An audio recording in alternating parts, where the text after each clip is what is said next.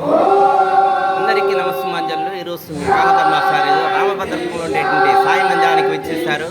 ఈరోజు సాధన సమితి అనేటువంటి పేరుతో ఎంతో అద్భుతంగా ఇక్కడ కార్యక్రమాన్ని నిర్వహిస్తున్నారు.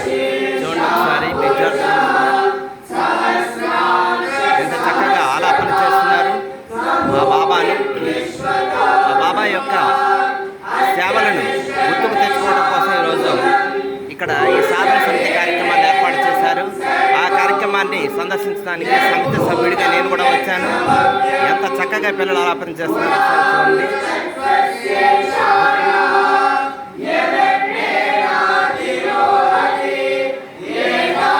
చూడండి బాబా ఎంత నిర్మలంగా మనకి ఆ దీవెనను అందిస్తున్నారు. ఒకసారి అందరూ కూడా చూడండి.